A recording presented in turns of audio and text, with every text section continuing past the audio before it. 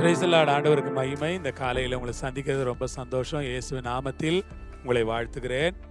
அப்போஸ்தலனாகிய பவுல் கொரிந்தியருக்கு எழுதின முதலாவது நிருபம் 5ஆம் அதிகாரம் 7வது வசனம். ஆகையால் நீங்கள் புளிப்பில்லாதவர்களாய் இருக்கிறபடியே புதிதாய் பிசைந்த மாவாய் இருக்கும்படிக்கு பழைய புளித்த மாவை புறம்பே கழித்து போடுங்கள். கர்த்தருக்கு ஸ்தோத்திரம்.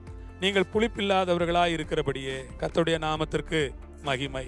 நீங்கள் புளிப்பில்லாதவர்களாய் இருக்கிறபடியே, வாழ்க்கையிலே புளிப்பில்லாதவர்களாய் இருக்க வேண்டும்.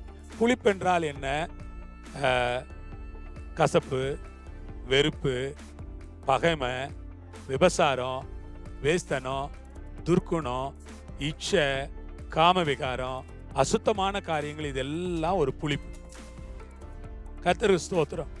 ஆண்டவர் இந்த புளிப்புல இருந்தெல்லாம் நம்மளை பாதுகாத்துக்கொள்ளும். நம்ம புளிப்பில்லாதவர்களா இருக்கிறபடியே அப்படிங்கிறார். நாம எப்படி இருக்கிறோமா? புளிப்பில்லாதவர்களா இருக்கிறோமா?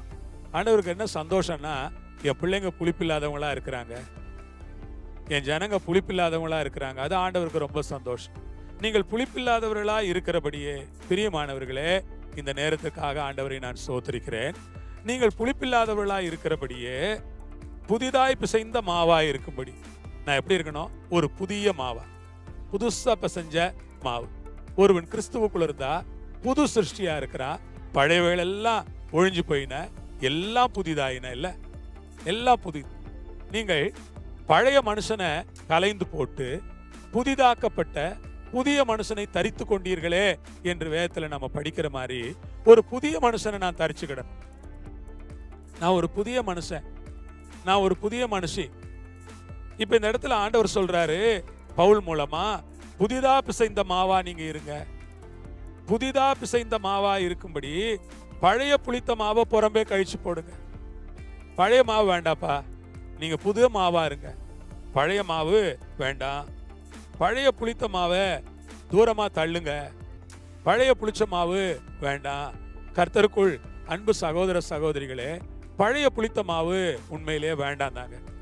நீங்க ஒரு புதிய புளித்த மாவா, புளிப்பில்லாத மாவாக, ஒரு புளிப்பற்ற மாவாக, ஒரு புதிய மனநிலையோடு, ஒரு புதிய மனிதனா, ஒரு புதிய சிருஷ்டியா, கர்த்தருடைய ஒரு புதிய படைப்பா கர்த்தரை பின்பற்றுங்க. அல்லேலூயா. ஒரு கர்த்தருடைய புதிய படைப்பா இருந்து கர்த்தரை பின்பற்றுங்க. பழைய புளித்த மாவை புறம்பே கழித்து போடுங்க. அது வேண்டாம், அது தூரமா தள்ளுங்க. பழசெல்லாம் வேணாம். ஆண்டவர்கிட்ட சொல்லுங்க, ஆண்டவரே பழசு வேணாம், பழைய வாழ்க்கை வேணாம், பழைய காரியங்கள் வேணாம், பழைய சுபாவங்கள் வேணாம், பழைய விஷயங்கள் வேணாம். பழசெல்லாம் நான் புறம்பே கழிச்சு போடுறேன். ஏன்னா எனக்கு கிறிஸ்துவாகிய பஸ்கா பலியிடப்பட்டிருக்கிறார். பஸ்கா என்றால் என்ன? அது புதிய மாவு. பஸ்கா பழைய மாவே கிடையாது. அப்ப கிறிஸ்து யாருன்னா, அவர்கிட்ட பழைய காரியங்களே கிடையாது, எல்லாம் புதுசு. அதனால தான் புதிய ஏற்பாட்டை நாம் அதிகமா படிக்கிறோம். இயேசு சொன்ன வசனங்களை நாம் அதிகமா படிக்கிறோம். இயேசு தான் அந்த புதிய மாவு. அல்லேலூயா. அந்த புதிய மாவா நானும் இருக்கணும்னு இயேசு விரும்புறாரு. நீங்களும் நானும் அந்த புதிய மாவா இருக்க கர்த்தர் கிருபை செய்வாராக. ரத்தத்துல மூடி மறைப்பாராக, ஆசீர்வதிப்பாராக. ஜெபம் பண்ணுவோமா? புதிதா இருப்போமா? கர்த்தருக்குள்ள ஒரு புதிய மனுஷனா இருப்போமா? அன்புள்ள பிதாவே, இந்த காலை வேளைக்காக ஸ்தோத்திரம். கர்த்தருக்குள்ளே நாங்கள் ஒரு புதிய மனுஷனாய், ஒசைந்த புதிய மாவாய் இருக்க, ஒரு புதிய சிருஷ்டியா இருக்க எங்களுக்கு கிருபை கொடுத்து ஆண்டவரே எங்களை வழி நடத்த வேண்டும் என்று நாங்கள் ஜெபிக்கிறோம். எல்லாவற்றையும் உடைய பொறுப்புள்ள கரங்களில் ஒப்பு கொடுக்கிறோம். பொறுப்பெடுத்து வழி நடத்துங்க. இயேசுவின் நாமத்தில் கேட்கிறோம் பரமபிதாவே, ஆமென். அல்லேலூயா.